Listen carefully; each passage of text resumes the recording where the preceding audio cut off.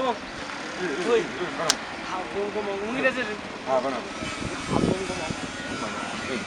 Ngomong anda kumisi ngomong sangat sih. Kana mpana ngisi ndaba kana ngisi kubatsipo. Ayo apa ini? Ngomong ngone ya. Ini ka business kan tuh sampai ngomong. Kiko mpana. Ka business kan gua kata ibang ngomong. Nunggu sih sama gitu itu ngomong.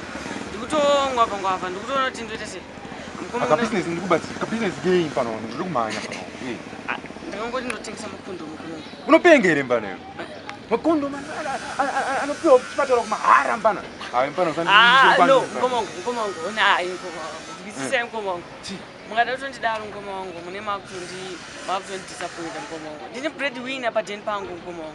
Andina ndinotonzi uyu mukomana uyu ndiye ari kutotiraramisa. Manje mukomana kana makutodaro, mai vangu vakutofa neBP. Musadaro ngomong. Makondo orutengesa nemari. Ane mari ngomong.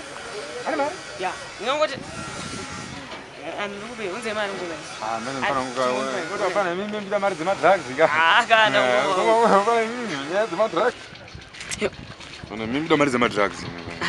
Kana ngomong. Pana mimi ndichingwa mari yacho nti. Hey. Ningiri mukachika. Madi mnene hey.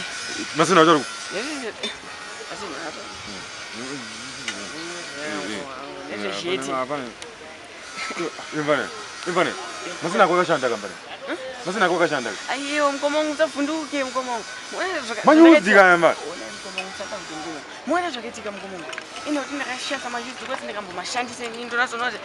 Mutamuna zvapana chenge. Imvane zvakutara zvemsoro imvane. Inzwa mkomongo. Mkomongo musanditi ha. Ungandite zvinhu zvakashanda. Ayi mkomongo maclient. Muone maclient. Angakuya chiti hey renga rakaputika rakati but apa ndakanasodzeka ndega mkomongo. Apa ndakatosota mkomongo. Imvane unokwanira kuzinzo. Wona mkomongo. Ebo mukona chimkomo. Imvane. Aipa direct mkomongo. Imvane. Hey.